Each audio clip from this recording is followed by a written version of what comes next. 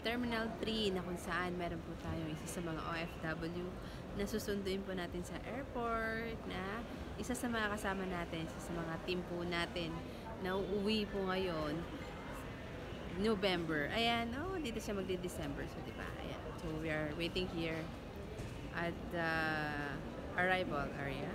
Ayan, so nakita ninyo guys. Syempre makikita nyo yan. So habang naantay namin sila, go. It's okay. Kasi ang kanyang dating is 12:50. So, wala pa. Malapit na siya natin. See you guys later! Good morning! Ngayon, nandito na po yung ating sinundo na galing sa airport. Isa sa mga kasama po natin. Ano? Mainit daw sa Pilipinas. Ala, hindi ka talaga mainitan yan eh. Ganyan ang suot mo.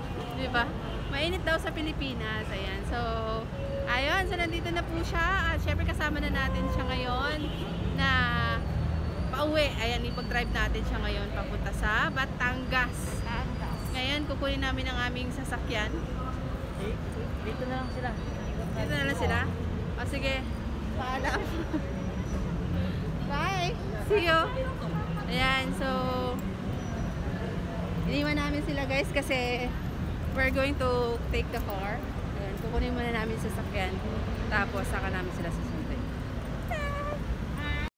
Ano ka? Nasa init ka lang takbo. Bumusta ko nandito sana ako.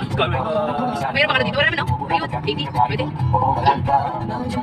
Yes! Natasway na kami! First time.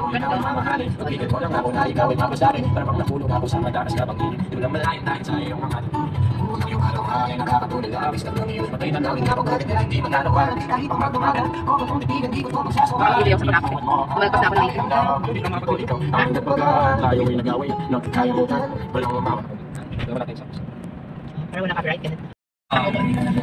Wow, it's a beautiful place here. Wow, Resort World!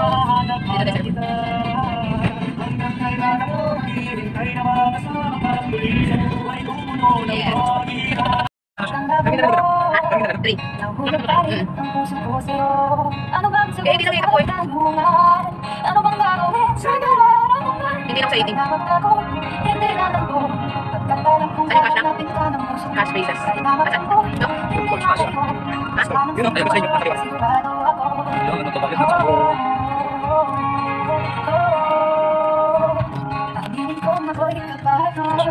Baka kasi ng dami ko'y nasaktan mo, pero gusto ko lang maniwala sa'yo. Hindi mo din bitawan ang pangako mo. Hindi ka magtago, hindi ka magtago. Pagkaling kong hahanapin ka ng puso ko. Nagtamak mo, hindi lalayo, wala nang siguro. Siguro hindi lahat ng ginagaya, pero siguro tayo sa siguro sana hindi pa tayo handa. Pero siguro tayo para sa isa't isa. Kahit na magtago, hindi matakbo. Pagkakalang kong hahanapin ka ng puso ko. Kahit na magtampo, hindi lalayo, wala nang siguro. Kahit na magtago, hindi natago. Pagkakalang kong hahanapin ka ng puso ko. Kahit na magtampo, hindi lalayo, wala nang siguro.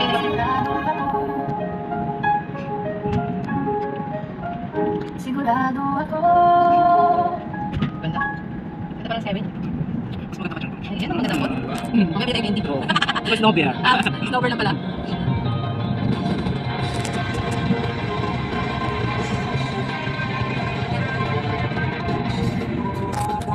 Dati isa, nakalimagsama.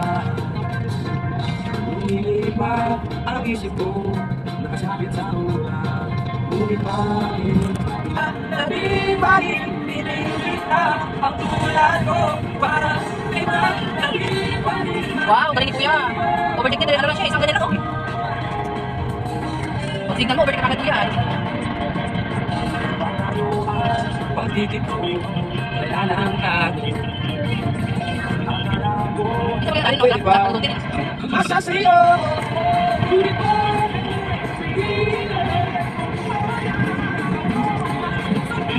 Wow, ganda naman ka. Matibihan mo, basta.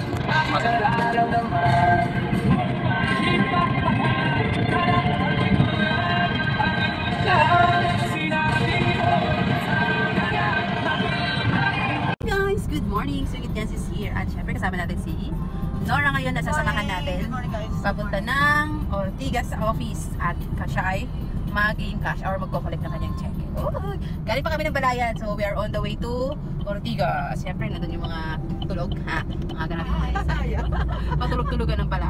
Yun. At syempre may kasama din kami sa harap. Yun, dalawa. Anyway, hindi sila makikita kasi nakatalikod sila. Ayan guys, so later we're gonna show you how much in cash. And hindi po namin alam, kahit siya mismo hindi niya rin alam kung magkano in cash niya. Yun, so later po, ayan, papakita ko po sa inyo and yun, that's all lang. Ano Sinora, ano masasabi mo? Yes. Yes lang. Wala, tangtay. Dami na tangtay. Hindi, ano ba yun? Gusto ko sabihin pero hindi mo siya masabi. Ay, hindi, sige, huwag mo na sabihin, mamaya na lang.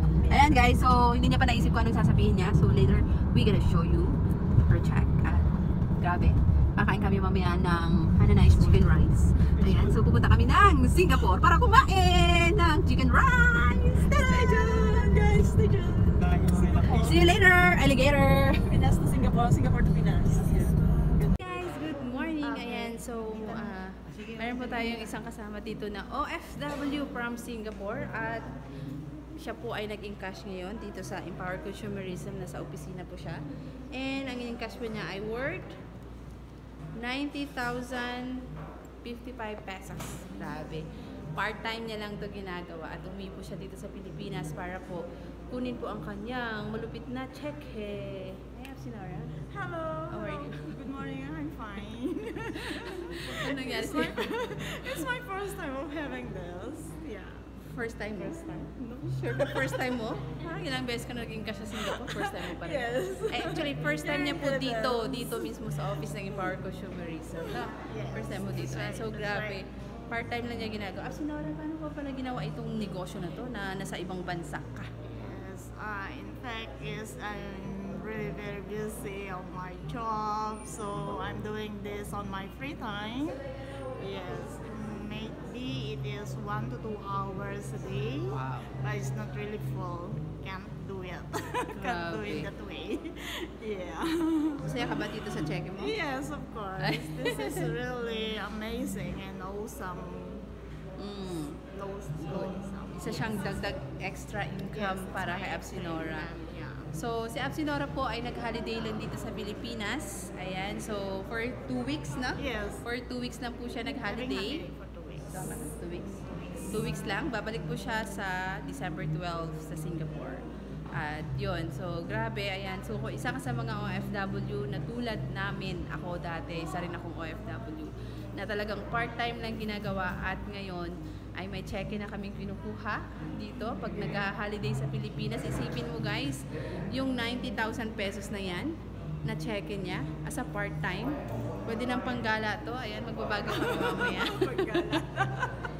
Magbabagyo kami mamaya dahil meron kaming 90,000. And ang kagandahan nito guys kasi it's a birthday gift din sa kanya na meron siyang another extra income na besides sa salary niya every month. Isipin mo, laki ng salary nito, bakit kanya niya ginagawa itong Wow. Empower Consumerism? Bakit nga ba ginagawa mo yung Empower Consumerism nasa ibang bansa ka na? I can say it's not for fun, but in our era for now, okay, everybody is looking for an extra income.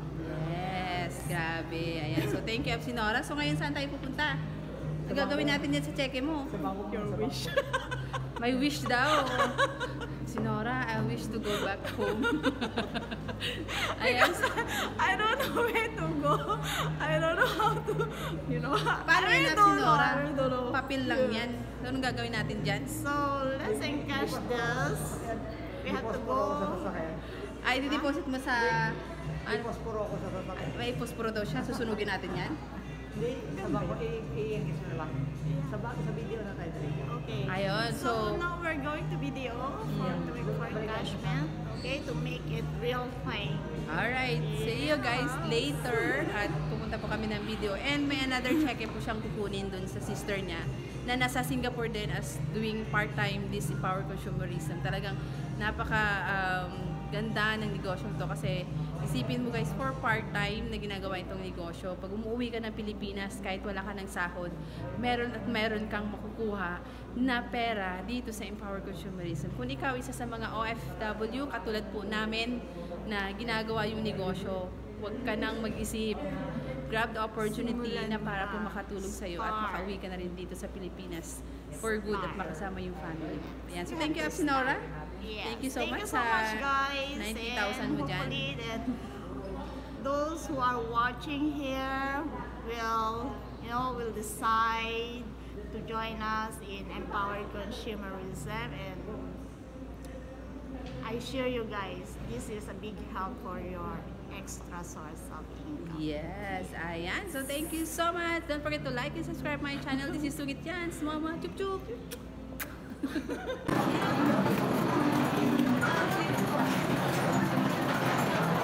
Guys, kakain na kami ng Cantonese chicken rice. Kasama ko ang mga kapunan. Isang puso. Kano mo na? Sana all.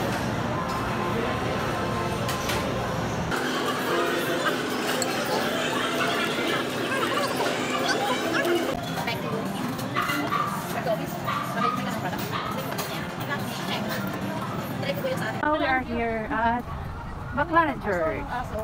Ha? Ayan o. Sama ko siyempre si Kasnoray. Ayan. And si Narcesa. Hello. And siyempre ako. Hi for myself. So, this is the church. At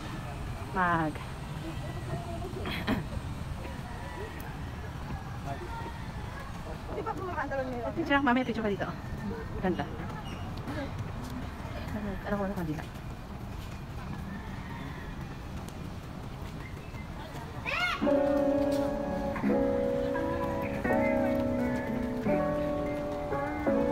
There we go. Saan tayo dito? Dito sila mag...